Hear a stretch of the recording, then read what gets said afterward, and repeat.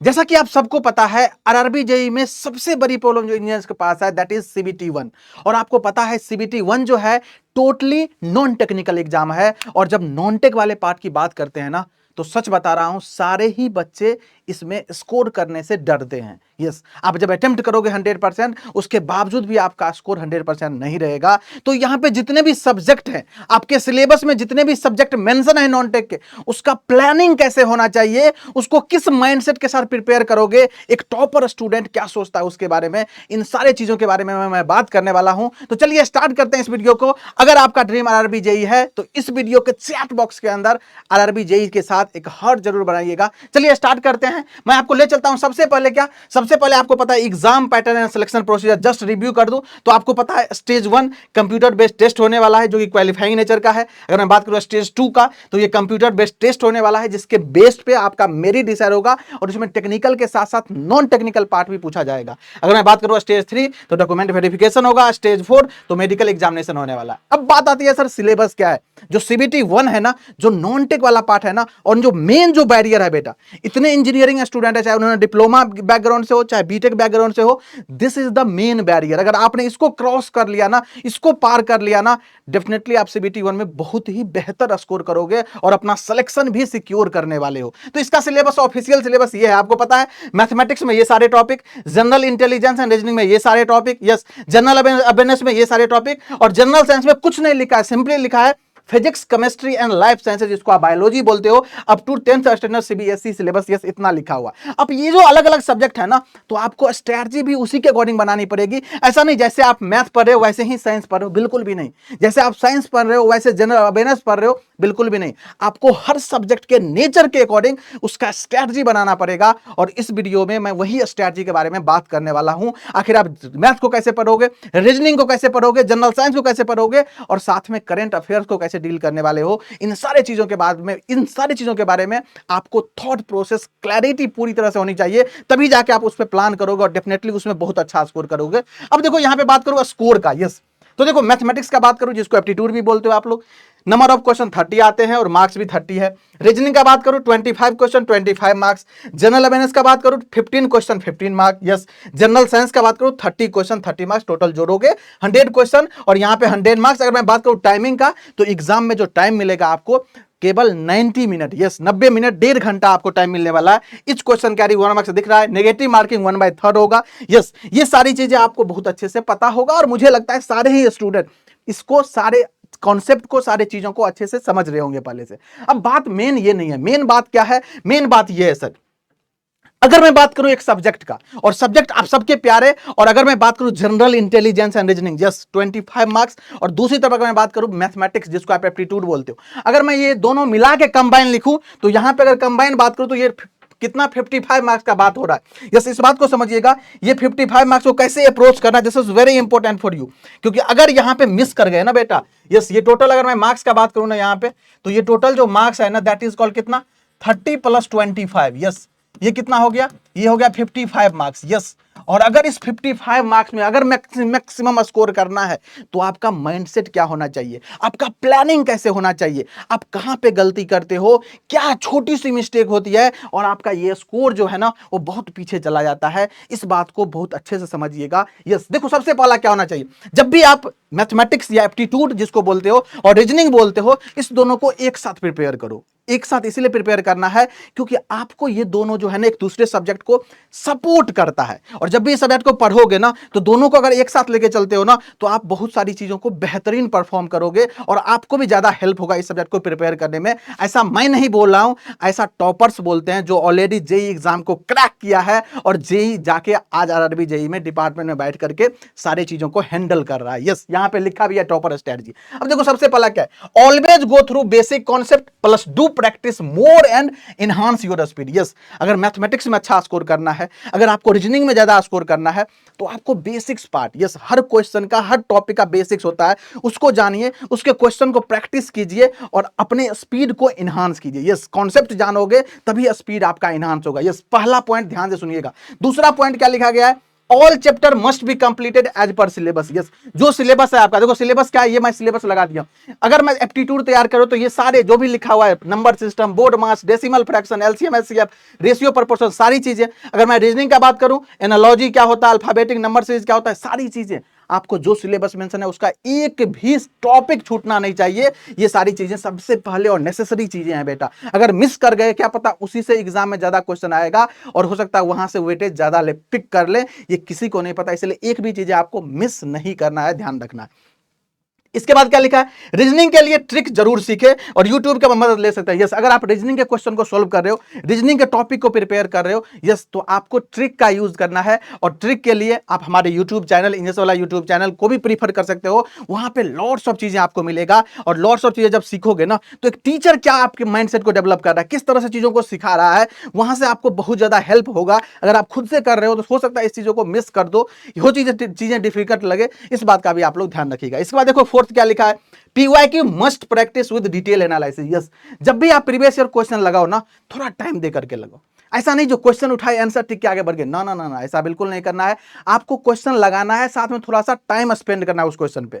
अगर क्वेश्चन में क्या क्या ट्रैप दिया गया है, 4 जो ऑप्शन फ्रेम किया गया है, उस ऑप्शन में क्या ट्रैप था, तो आराम से क्वेश्चन को सोल्व करने के साथ साथ उसका डिटेल्ड एनालिसिस भी करना है, जिससे कि अगर उस कॉन्सेप्ट पे बेस्ड क्वेश्चन कभी भी आए, चाहे टेस्ट सीरीज में आए, चाहे एग्जाम में आए, तो आप आराम से उसको हैंडल करो और बिल्कुल करेक्ट आंसर निकालो। This is very important for you. इसके बाद देखो क्या लिखा, जो चैप्टर टफ लग रहा है उसको बेसिक से प्रॉपर टाइम देके सीखे। देखो सच्चाई है बेटा, अब सारे टॉपिक आपका स्ट्रांग नहीं हो सकता है, सिंपल सी बात है। लगता है ना हमको हो जाएगा, लेकिन जब क्वेश्चन बनाने जाओगे ना, तब ये सच्चाई पता चलेगा, जो मेरा ये टॉपिक स्ट्रांग नहीं है सर, कमजोर है, इसके क्वेश्चन में टाइम लग जा रहा है, इसका क्वेश्चन बन ही नहीं रहा। आप अपने आप को बखूबी जानते हो। अगर आप जानते हो जो टॉपिक आपका स्ट्रांग नहीं है, उसको मेंशन कीजिए और उसको बेसिक से सीखिए। बिल्कुल अभी बहुत टाइम है CBT 1 में, आप उसको बिल्कुल बेसिक से सीखिए, उसका क्वेश्चन प्रैक्टिस कीजिए। और जब प्रैक्टिस करोगे ना, डेफिनेटली बाकी जैसे स्ट्रांग टॉपिक है ना, उसी कैटेगरी में ये भी टॉपिक आपका आ जाएगा। इस चीज को एक्सेप्ट कीजिए और उस पर काम कीजिए। ये मैं स्ट्रैटेजी जो बता रहा हूं, ये 55 मार्क्स, 100 में से 55 मार्क्स, जो कि जनरल इंटेलिजेंस और रीजनिंग दोनों मिला के बता रहा हूं। Sorry, general intelligence, reasoning plus aptitude, जो मैथमेटिक्स वाला पार्ट है, दोनों को कंबाइन करके बना रहा हूं। और ये इसीलिए बना रहा हूं क्योंकि यही मेन पार्ट है, जो CBT 1 का मेन पार्ट है ना। अगर आप यहां 55 में से अगर मैक्सिमम मैं बात करूं 45 50 प्लस स्कोर कर लिया ना बेटा, आपका सिलेक्शन के चांसेस जो है ना, वो बहुत ज्यादा हाई हो जाएंगे। और ये इतने मार्क्स गेन कैसे करोगे आप, तो इतने मार्क्स गेन करने के लिए आपका स्ट्रैटेजी ये होना चाहिए। अगर आप इस स्ट्रैटेजी को फॉलो करोगे, बिलीव मानो, आप आराम से स्कोर करने वाले हो। 50 प्लस 45 प्लस स्कोर डेफिनेटली आप करने वाले हो और आप सिलेक्शन के करीब जाने वाले हो। अब बात आती है सर जनरल साइंस का क्या बात करें, तो देखो सच्चाई तो है, तुम्हें भी पता है, मुझे भी पता है, इससे कोई मतलब अनजान नहीं है। जनरल साइंस जो है ना, वो बहुत ही ज्यादा स्कोरिंग सब्जेक्ट। देखो लिखा भी हूं मैं, science is the scoring plus less time consuming subject. Yes, अगर आपको क्वेश्चन आता है तो टिक कर दोगे, नहीं आता है तो नहीं कर पाओगे। फिजिक्स से कुछ न्यूमेरिकल आते हैं, यस, आपको न्यूमेरिकल भी प्रैक्टिस करना है। बायोलॉजी में ऐसे ही जनरल लाइफ से फैक्ट जुड़ा हुआ कुछ, केमिस्ट्री में कुछ एक्सेप्शन वगैरह होता है। यस, तो क्या स्ट्रैटेजी होना चाहिए सब्जेक्ट, क्या सर जैसे मैथमेटिक्स को तैयार किए साइंस को ऐसे तैयार करेंगे? ना ना ना ना, इसका स्ट्रैटेजी अलग होगा, क्योंकि ये सब्जेक्ट अलग है। देखो क्या करना है, सबसे पहले फिजिक्स केमिस्ट्री बायोलॉजी का सिलेबस जो है उसको पूरा कंप्लीट करना है। सिलेबस क्या है आपको पता है, क्या पता है? जो 10th स्टैंडर्ड लिखा गया CBSE का, जो 10th स्टैंडर्ड है फिजिक्स केमिस्ट्री लाइफ साइंस मतलब बायोलॉजी, उसके सिलेबस को पूरा कंप्लीट कीजिए। सबसे पहला बात ये करना पड़ेगा आपको। इसके बाद क्या, किसी भी यूट्यूब या किसी भी फैकल्टी जो भी आपको पसंद है, यस, इंजस वाला की टीम आपको ऑलरेडी सिखा रही है, बाकी और भी अगर कोई फैकल्टी आपको पसंद है, यस, बिल्कुल आप उसका हेल्प ले सकते हैं, कोई दिक्कत नहीं। यूट्यूब या टीचर्स की मदद जरूर लें, क्योंकि जब टीचर से पढ़ोगे ना, तो टीचर आपको ट्रिक्स सिखाएंगे, टीचर आपको बहुत सारा एग्जाम्पल से चीजों को सिखाएंगे। और ये साइंस जो है ना, तभी जाके इंटरेस्टिंग बनता है और आपको लगता है सर ये चीज तो हम आसानी से सीख गए। अगर आप खुद से करोगे तो हो सकता है उस चीजों पे नहीं पहुंच पाओ, उस ट्रिक पे नहीं पहुंच पाओ, वो एग्जाम्पल नहीं सोच पाओ। इसलिए आपको किसी टीचर का या किसी यूट्यूब चैनल का हेल्प जरूर लेना चाहिए, जो कि चीजों को कम टाइम में आसान बना दे। तीसरी सबसे इंपॉर्टेंट बात क्या है, PYQ must practice with detail analysis. फिर से वही बात, प्रीवियस ईयर क्वेश्चन एक ऐसा क्वेश्चन है ना, जिसको पढ़ के, जिसको बना करके, जिसको सोल्व करके ना जेई बने हुए हैं, तो वो सारे क्वेश्चन हमारे लिए बहुत ही ज्यादा इंपॉर्टेंट रहने वाला है। उसको अच्छे से सोल्व करना है और साथ में डिटेल एनालिसिस भी करना है। This is very important. इसके बाद बात करूं daily fact and exception. Daily fact से जुड़ा हुआ जो चीजें हैं, साथ में एक्सेप्शन वाली जो चीजें हैं, स्पेशली केमिस्ट्री का बात कर रहा हूं, this is very very very important, तो उसको भी ध्यान रखिएगा कैसे उसको डील करना है। फिर मैं अगर बात करूं जनरल अवेयरनेस के लिए, देखो पता है आपको, जिनकी ये सब्जेक्ट कमजोर है वो इंपॉर्टेंट टॉपिक को पहले तैयार कर ले। यस, जिसका ये टॉपिक कमजोर है, नहीं आता है कुछ, सर 0/7 आता है, सच्चाई है भाई।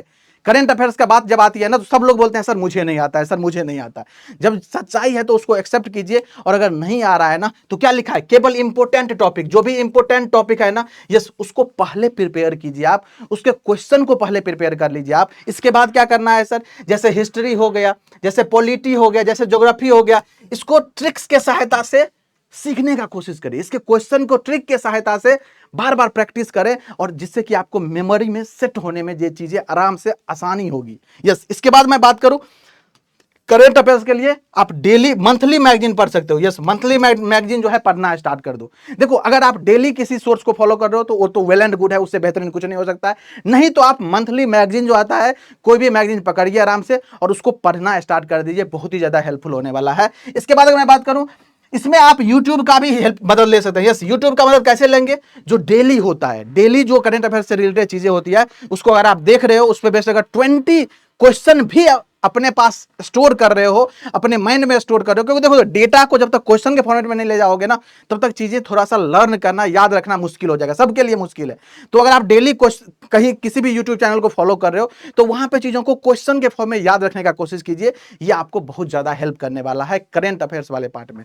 तो ये देखो, मैं बता दिया, जनरल अवेयरनेस वाला पार्ट है, जनरल साइंस वाला पार्ट, ये जनरल एप्टीट्यूड और रीजनिंग दोनों एक साथ है, दोनों का माइंडसेट एक होता है, इसलिए दोनों को एक साथ प्रिपेयर करना है। ये कितना है सर, ये 30 मार्क्स का, देखो ध्यान से, ये 30 मार्क्स हो गया, और ये कितना हो गया, ये हो गया आपका 15 मार्क्स। यस, अब बात आती है सर, अगर मैं पूरा सिलेबस कंप्लीट कर लिया, क्योंकि हमारे बहुत सारे बच्चे सिलेबस कंप्लीट कर लिए, तो क्या करना चाहिए। यस, देखो, अगर आपका पूरा सिलेबस कंप्लीट है, CBT 1 का जितनी भी चीजें हैं आपने कंप्लीट कर रखा है, यस, तो क्या करना है, तब आपके माइंड में ये सारी चीजें चलना चाहिए। सबसे पहले क्या, मैं बार बार बोल रहा हूं, क्या previous year question is the very important. Yes, देखो, सबसे पहले क्या, प्रीवियस ईयर क्वेश्चन को सॉल्व करना स्टार्ट कर दो। अब प्रीवियस ईयर क्वेश्चन क्या सर, RRB JEE का ना, RRB के जितने भी एग्जाम हुए, चाहे टेक्नीशियन का है चाहे JEE का है, अगर वो सब्जेक्ट है आपके पास, तो उसका प्रीवियस ईयर क्वेश्चन उठाइए और उसको अच्छे से सॉल्व करना स्टार्ट कर दीजिए। सारे के सारे क्वेश्चन बहुत ही ज्यादा इंपॉर्टेंट है आपके लिए। क्लियर। इसके बाद देखो क्या लिखा हुआ है, इसके बाद लिखा है डेली कॉन्सेप्ट रिवीजन करना पड़ेगा आपको। Yes, plus question practice with timer करना पड़ेगा आपको।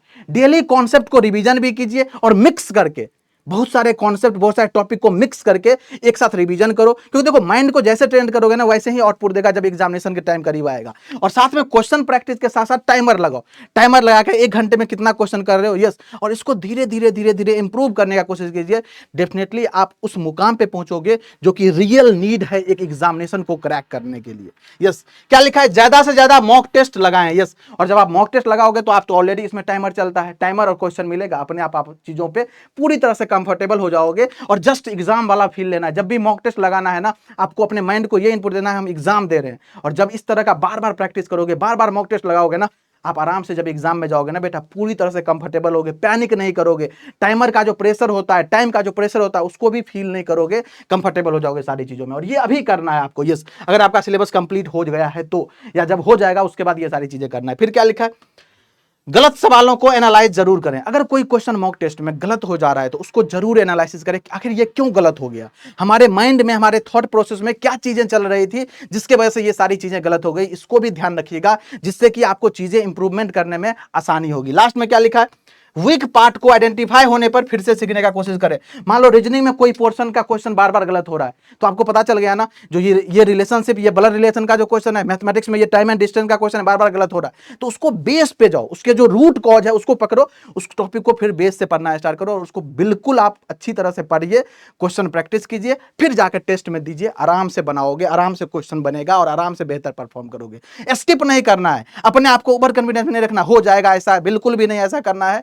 हम बिल्कुल रूट से करेंगे चीजों को और बेहतर करेंगे। और लास्ट में देखो क्या लिखा है, याद रखना यही वो रास्ता है जो आपको मंजिल तक पहुंचाएगी। हमेशा इस बात को ध्यान रखना है, यही वो रास्ता है, जो यही जो मेहनत कर रहे हो ना, यही वो टाइम जो स्पेंड कर रहे हो ना, यही आपको एक दिन अपनी मंजिल तक पहुंचाएगी। और आप RRB JEE में जाके जूनियर इंजीनियर, जो भी डिपार्टमेंट है मन पसंदीदा आपका, जो भी डिपार्टमेंट मन पसंदीदा होगा, इस वीडियो के नीचे कमेंट बॉक्स में जरूर बताइएगा आप लोग। अब अगर इसके बाद एक्स्ट्रा सपोर्ट चाहिए होगा आपको, तो हमारे पास एक टेलीग्राम चैनल है, आप सबको पता है। यस, ये है अपना टेलीग्राम चैनल, आपको पता होगा, ये है Telegram channel Krishna sir PW. और ये देखो क्या लिखा हुआ है, अपना लक्ष्य याद रखें, मतलब आपका जो सैलरी स्लिप है, एक जेई का जो सैलरी स्लिप है ना, वही मैं लगा दिया हूं यहाँ पे। यस, जिस दिन ये सैलरी आएगा ना बेटा, यस, उस दिन का जो खुशी होगा ना, एक्साइटमेंट होगा ना, यस, लेकिन इसको पाने के लिए आपको अभी जी जान मेहनत करना पड़ेगा, एक एक रात खुद से लड़ना पड़ेगा, डेडिकेशन दिखाना पड़ेगा। डेफिनेटली एक दिन इस मुकाम पे पहुंचोगे और आप भी आरआरबी में जेई बनोगे और आप भी फिर इस तरह का सैलरी स्लिप आपको डेफिनेटली देखने को मिलेगा। ओके, तो मुझे लगता है ओवरऑल सारी चीजें मैं इस वीडियो में बात किया हूं। बाकी आप लोगों ने इस वीडियो में कितना चीजें लर्न हुआ,